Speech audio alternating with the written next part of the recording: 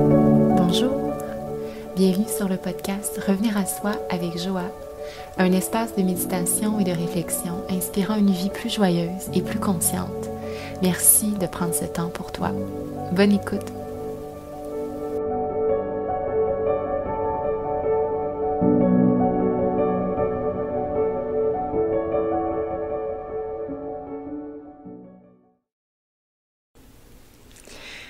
Allô, j'espère que tu vas bien. Bienvenue à cet épisode aujourd'hui pour la 4e méditation réflexion guidée dans la série sur les niyamas. Donc aujourd'hui on va plonger dans le concept de Svadhyaya, qui est aussi l'étude de soi. Je suis en plein soleil aujourd'hui pour enregistrer cet épisode. Ça fait du bien dans cette journée d'octobre. Et j'ai l'impression que c'est un grand sujet aujourd'hui parce que, en fait, je trouve ça ambitieux en 30 minutes de percer ou de parler d'étude de soi parce que c'est tellement un sujet qui peut prendre toute une vie. En fait, qui va prendre toute une vie parce qu'on change aussi à travers le temps. Donc, c'est vraiment un aperçu des quelques bribes de réflexion que je proposerai. Mais définitivement, si tu sens l'appel à aller plonger plus loin et à t'as une curiosité par rapport à ça, ben la piscine elle est grande. En fait, l'océan et la mer sont grands dans lesquels tu peux plonger pour t'amuser, explorer.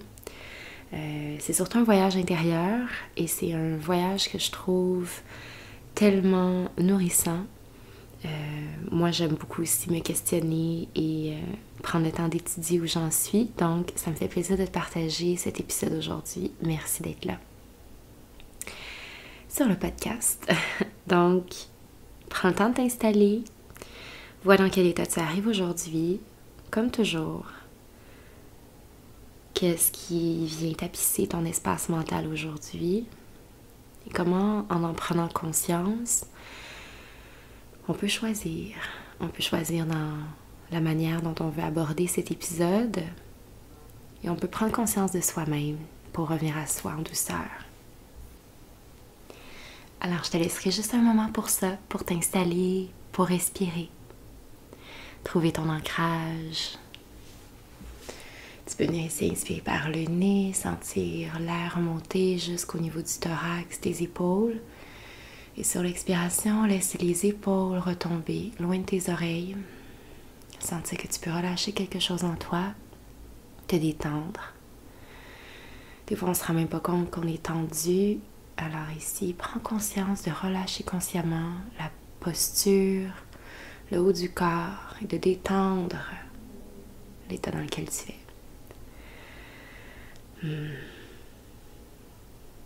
Tu peux détendre les muscles de ton visage.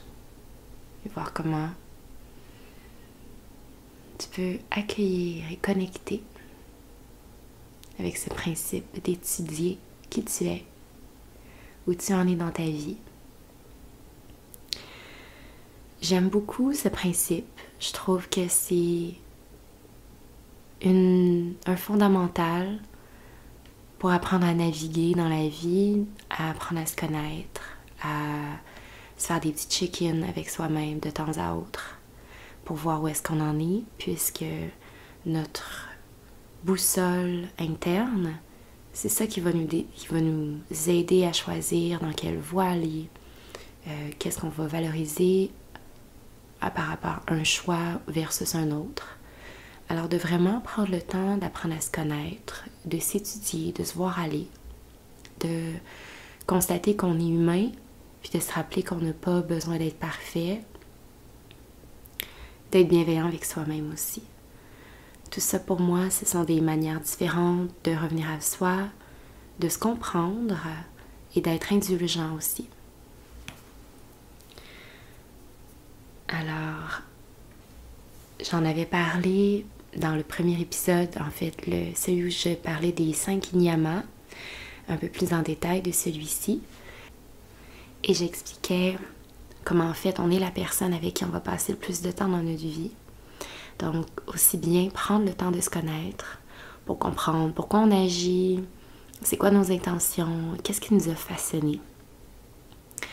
Alors, aujourd'hui, dans cette réflexion, ça sera des petites pistes, justement, de réflexion, un espace méditatif pour clarifier et faire de la place dans notre mental pour laisser entrevoir qui on est aujourd'hui, qu'est-ce qu'on veut véritablement. Et si on a des choses à faire la paix avec notre passé, avec notre présent aussi, donc pour mieux vivre et avancer dans le futur. Alors, bonne écoute. Prends le temps de respirer, connecte à toi. Et le simple fait d'être ici, je tiens à le mentionner, ça prend quand même du courage pour plonger en soi. Des fois, c'est pas un espace qui est toujours confortable. Des fois, on n'est pas super content ou fier de ce qu'on trouve. C'est correct. Juste le fait de lever le couvercle pour s'y plonger, je pense tellement que c'est le travail le plus important, valorisant et nourrissant qu'un être humain peut faire pour croître et évoluer dans une direction qui fait du sens pour lui. Dans l'étude de soi, on peut, et je tiens à dire, l'alignement de cet épisode aujourd'hui, c'est dans cette connaissance de soi-même, mais il y a tout l'aspect également, curiosité pour les œuvres sacrées, des textes, des inspirations qui viennent nourrir l'être, dans ces linéaments étant des principes d'observation personnelle. C'est en fait de nourrir toute cette curiosité-là qui vient nourrir l'être humain, l'âme. Ça peut être aussi simplement des discussions avec des amis sur des sujets qui élèvent et qui nourrissent. Donc, où est-ce qu'on, des fois on va un peu plus en profondeur, des fois on philosophe sur la vie. C'est des choses, ces questionnements-là nous font avancer.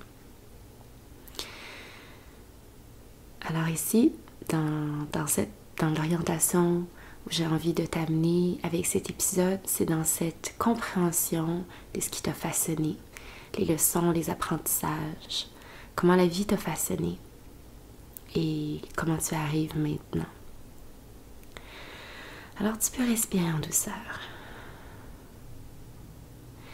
et juste voir c'est quoi ta relation avec toi-même. Lorsqu'il n'y a personne qui regarde, de quelle manière es-tu avec toi-même?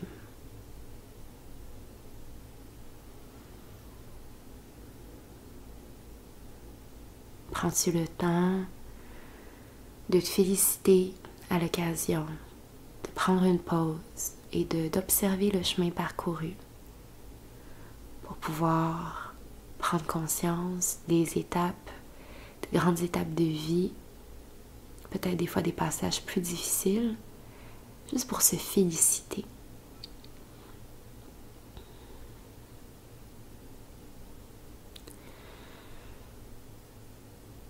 Sans jugement. Et si on prend le temps de connecter avec la personne que tu es aujourd'hui, dans l'état que tu es, dans ce qui t'habite, dans ce qui t'appelle aussi.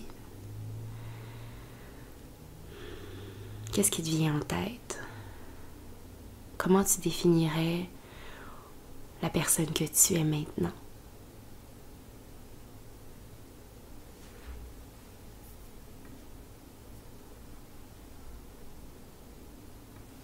Comment tu te décrirais?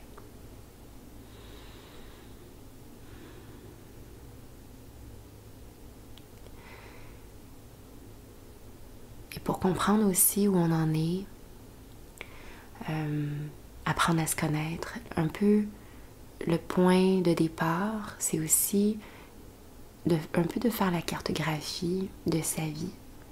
Chose que j'aime faire à l'occasion, je l'ai fait dans les grands moments tournants pour comprendre par où j'avais passé. Je trouve que c'est très révélateur de régresser, de comprendre même jusqu'à lorsqu'on était jeune. Ça a été quoi, par exemple, nos défis? C'est quoi peut-être les moments plus difficiles, les blessures? Et de regarder ça avec ton regard d'adulte, de regarder ça avec des yeux distancés, objectifs un peu, de sortir l'enfant qui a vécu des situations et de regarder avec une autre perspective. Des fois aussi, ça permet de changer le narratif. Et ça, je trouve ça vraiment puissant. Donc, quand tu étais plus jeune, si on va dans la période, celle qui t'appelle en fait, lorsque tu es enfant, tu peux faire le même exercice pour l'adolescence, la transition vers ta vie d'adulte. C'est quoi les grands jalons de ta vie? Et si on a vraiment besoin d'y plonger pour comprendre comment ces étapes nous ont façonnés. Et c'est un travail important. Ça se peut que tu puisses, et grand en fait, si tu veux prendre une pause, si de cet épisode-là pour prendre plus de temps, fais-le amplement. C'est pas quelque chose qu'on fait habituellement dans 30 minutes, mais je vais pouvoir te lancer plein de pistes de réflexion comme ça. Donc, de penser à c'était quoi les grands défis de ta vie. Et ça a été quoi en fait, c'est quoi les impacts sur la manière dont tu vois et appréhendes le monde maintenant. Et juste de respirer, te donner le droit de ressentir, de connecter avec cette part au fond de toi, si tu as envie de reconnecter, de repasser à certains endroits pour revivre soit des moments heureux ou te plonger dans ces moments un peu plus challengeants pour comprendre et déceler le message, si tu sens que c'est là que tu es appelé.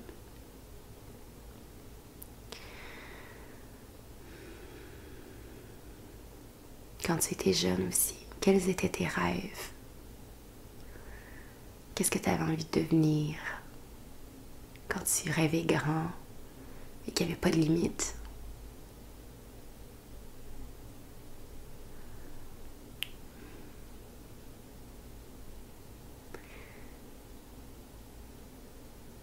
De qui est-ce que tu t'inspirais?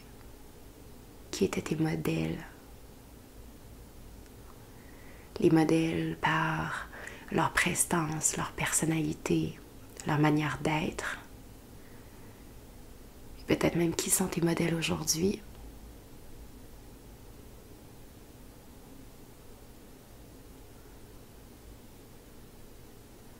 Tout ceci, ça aide à voir vers quoi tu es attiré.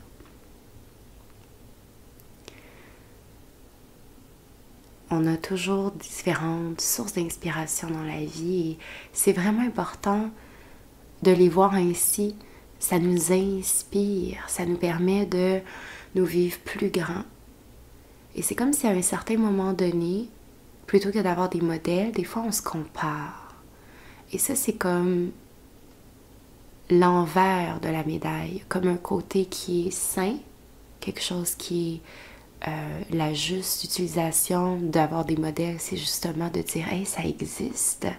Comment est-ce que je peux le modéliser pour moi et le mettre à ma couleur? » Parce que ça ne veut pas dire que j'ai besoin d'être exactement comme la personne. En fait, c'est impossible. Mais qu'est-ce que moi j'ai envie de garder? Puis en tant que personne, on est un peu la somme de plein de rencontres, de toutes les rencontres qu'on a fait. On fait ça même inconsciemment. On voit des gens, ça nous inspire, on façonne cette partie de nous de sorte que ça résonne avec ça. Quand on est enfant, nos modèles, nos premiers modèles, ce sont nos parents. Et on peut aussi se questionner par rapport à quels ont été l'impact de la manière dont mes parents étaient sur la personne dont je suis aujourd'hui. Et un des gros exercices que moi j'avais fait, que j'ai envie de te partager maintenant parce que ça a été tellement révélateur pour moi et libérateur. À un certain moment, quand j'étais dans ma transition de vie, fin de l'adolescence, début de ma vie d'adulte, j'avais ce sentiment-là, peut-être que tu l'as vécu aussi, mais moi je suis qui en dehors de toutes les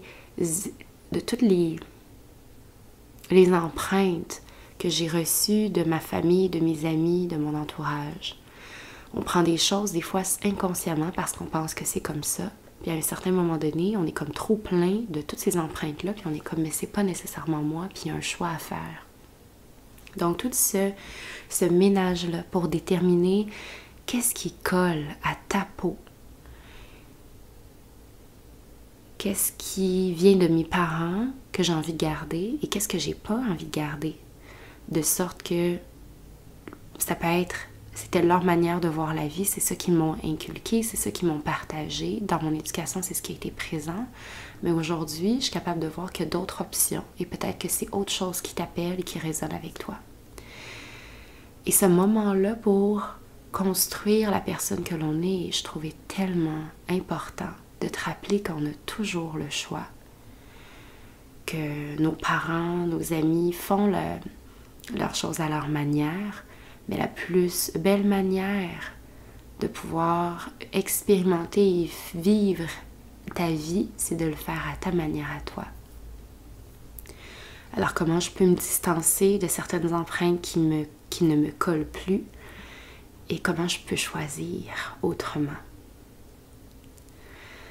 Alors respire. Peut-être qu'il y a des choses qui te viennent en tête maintenant, de dire ok, c'est vrai, il y a certains comportements, ça peut être même dans la sphère professionnelle, il y a peut-être des choses que tu fais par automatisme parce qu'on apprend que dans le monde du travail, c'est comme ça qu'on fait les choses. Moi, personnellement, un de mes défis les plus grands des dernières années, ça a été ça. Ça a été le monde du travail parce que je sentais que j'avais fait beaucoup d'avancement ou de détermination de qui moi j'avais envie d'être dans ma vie personnelle, qui je suis moi comme humain, comme individu. Mais quand que je suis rentrée au travail, c'est comme si tout ce volet-là avait comme pris le bord. Et là, j'avais envie de me conformer ou de rentrer dans un certain moule pour le travail. Puis rapidement, je me suis rendu compte que le travail était à refaire. De me dire, ok, mais voici le moule du travail et qu'est-ce qui me colle à la peau et qu'est-ce qui ne me colle pas. Et comment moi j'ai envie d'être moi et de faire transparaître cette personnalité, cette couleur unique et toi-même dont tu as la tienne. Donc juste de prendre le moment de respirer, de voir qu'est-ce que tu as envie de laisser aller, que tu as l'impression que ça te colle à toi mais que c'est pas toi. Et que dans cette étude de toi-même, on peut concevoir qu'il y a des choses qu'on a envie de laisser aller parce que ça ne nous convient plus. Et c'est ainsi qu'on peut se redéfinir, je pense, à chaque instant. C'est en choisissant qu'est-ce qu'on décide de porter dans notre bucket, dans notre valise personnelle. Puis entre-temps, il y a des choses qu'on peut laisser aller parce que c'est là par notre éducation et nos expériences, mais qu'on peut juste faire « Hey, c'était une expérience, mais j'ai pas envie de porter ça tout le reste de ma vie, puis c'est correct. » Donc, tu as toujours le choix. On a toujours le choix. On ne choisit pas les expériences pas toutes, certaines oui, certaines non. Il y a certains éléments de la vie extérieure sur lesquels on n'a eu aucun contrôle. Ça peut avoir eu un impact autant parfois positif, parfois hautement négatif. Des fois, ça nous a même intoxiqués. Mais on peut toujours choisir avec certains reculs et ça se fait pas instantanément. Pour certains, ça pourrait. Pour d'autres, ça va être plus long. Chaque chose en son temps. Mais juste de respirer, d'en prendre conscience et de choisir après si on veut s'en libérer ou recréer le narratif autour. C'est nous qui choisissons. Alors respire. Peut-être voudras-tu réajuster ceci pour les différentes parties de ta vie. Jusqu'à ce qu'on revienne dans le présent. Et qu'on puisse voir à partir de maintenant qu'est-ce que tu as envie. Aujourd'hui, la personne que tu es, c'est quoi que... What are you craving? C'est quoi les expériences de vie que tu as envie? Et si tu avais une bucket list à faire, ça serait quoi tes rêves, tes inspirations? Ce que tu as envie de remplir ta vie en ce moment, ce qui t'appelle.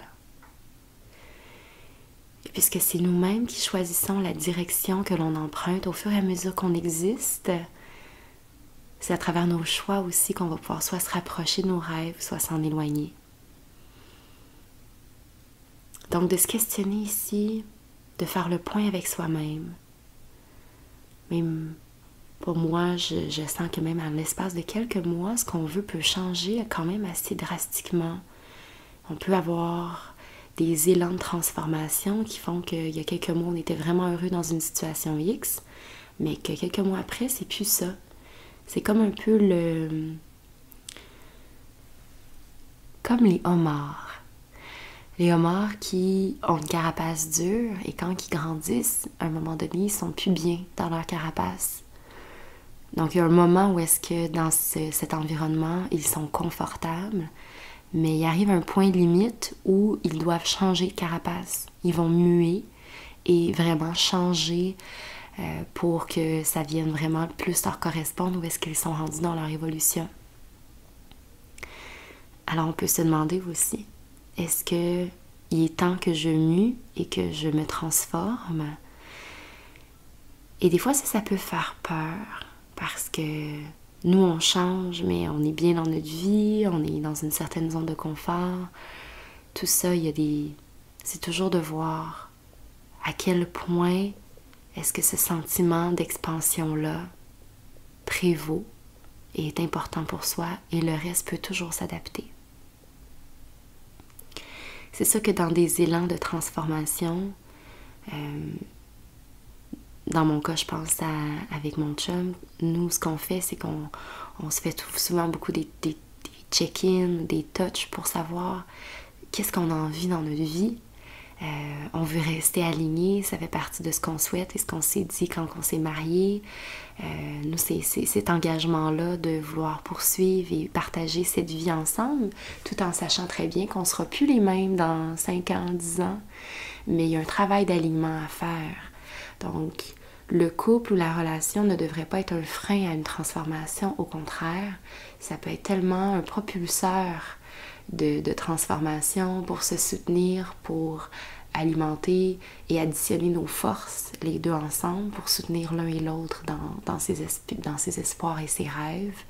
Donc, même si j'ai l'impression que je peux changer, et je change, et mes rêves évoluent, et j'ai des nouvelles idées tout le temps, mais de les communiquer et de rester aligné avec mon partenaire, pour moi, c'est aussi important. Et c'est ce que je valorise dans ma vie, de pouvoir continuer à rester alignée avec lui. Donc voilà. Juste de voir où est-ce que peut-être notre carapace nous bloque et que peut-être on a envie de plus d'expansion. Ou dans ta vie, est-ce que tu as envie de plus d'expansion en ce moment?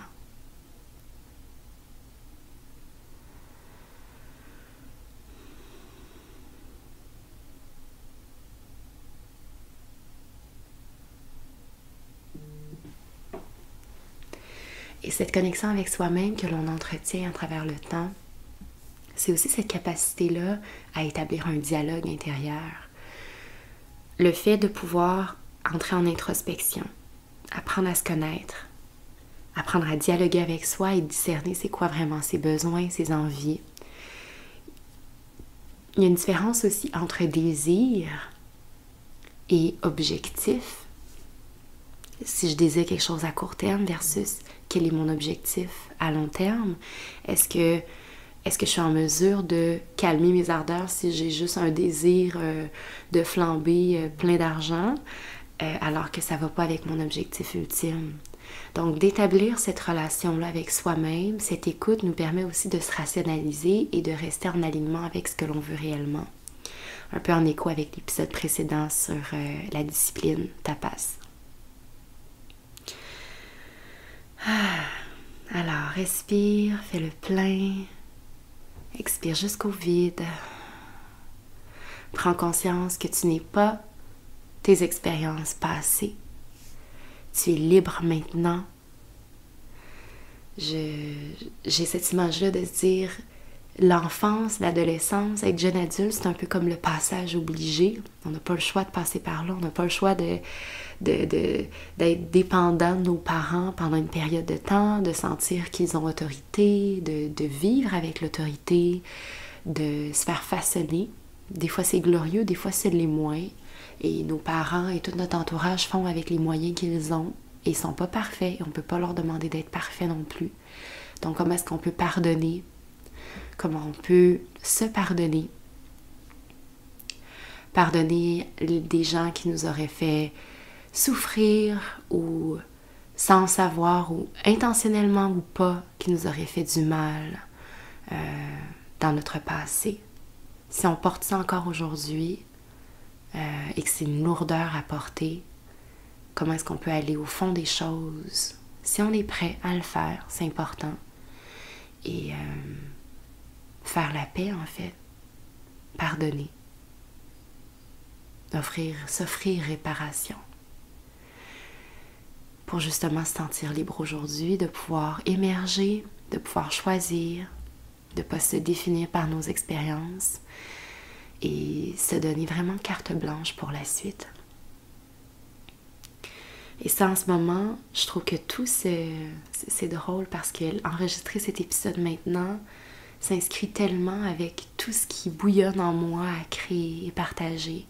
Parce que ça, ce plongeon en soi pour apprendre à se connaître, c'est tellement l'appel d'une vie. Moi, ça m'habite depuis que je suis tellement jeune et ça m'habite encore aujourd'hui. Et j'ai envie que, en apprenant à se connaître, ses forces, ses faiblesses, son passé, son futur, ce qu'on a vraiment dans le ventre et ce qu'on veut en faire, c'est tout ça qui peut nous permettre de créer une direction à notre vie, générer du sens et sentir qu'on a une vie qui nous fulfill, qui nous remplit, nous nourrit et nous fait vibrer. Donc, je suis vraiment heureuse de partager ça ici avec toi. Donc, tu peux prendre le temps de respirer, de t'envoyer de l'amour, de te dire que tu peux être toi-même. Je peux être moi-même. En fait, j'ai le devoir d'être moi-même.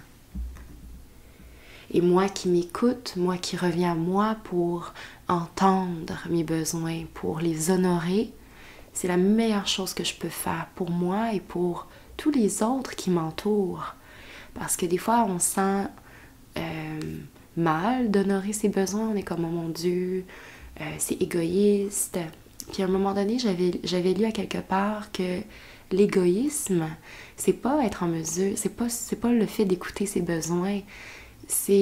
L'égoïsme, c'est d'imposer ses besoins, sa définition de ce qui est bien chez l'autre. Donc, ça serait égoïste de dire, moi, voici ma vision, ça devrait être la tienne. Mais s'écouter, vivre sa vie alignée à ce qui nous appelle et nous interpelle, ça peut juste avoir le potentiel de créer des impacts positifs sur les gens autour de toi parce que tu brilles plus fort, parce que tu te sens bien à faire ce que tu aimes, parce que tu es aligné avec ce que la vie veut de toi et veut que tu te déploies. Alors, voilà, je peux me choisir. Je peux me choisir et entrer dans mes profondeurs et aller à la rencontre de qui je suis à chaque instant. Découvrir une nouvelle personne, apprendre à l'aimer, apprendre à l'écouter comme tu le ferais pour ta meilleure amie ou ton meilleur ami. Et établir cette relation-là avec soi-même, c'est un des outils personnels les plus importants et puissants d'une vie. C'est la relation que l'on établit avec soi-même et le plus important des liens que tu n'auras jamais de toute ta vie. Celui avec toi et celui que tu entretiens avec la vie. Et ça, on verra ça dans le prochain épisode ensemble. Alors, respire ici, fais le plein. Expire ensuite, laisse aller. Svadhyaya, l'étude de soi. Donc, je t'invite à poursuivre cette étude, cette curiosité de nourrir cette soif d'apprendre à te connaître, de faire des choses pour toi, de te faire des dates avec toi, juste pour t'honorer, célébrer la vie, célébrer ton corps, célébrer ton existence qui est en soi vraiment miraculeuse parce que les chances que ce soit toi, dans ce corps, à ce temps-ci, l'univers de l'humanité est assez mince, mais à la fois grandiose. J'essaie de me rappeler moi-même fréquemment, de me dire, la vie en tant que telle n'est pas à prendre pour acquise. Et je peux la célébrer en étant pleinement moi-même et en faisant de cette existence un party! Alors, merci d'avoir été là aujourd'hui. Merci de prendre ce temps-là pour toi, pour plonger à l'intérieur de toi, pour revenir à toi. Le monde s'en trouve encore mieux. Donc, je te dis à très bientôt. Viens m'en parler si tu veux. Viens me parler des pépites d'or que tu trouves en toi si tu veux en partager. Ça fait partie de ce que je préfère discuter, échanger. Au plaisir de te voir, même je lance à l'univers de te rencontrer, de te parler de vive voix. Et je te dis à très bientôt. Namasté.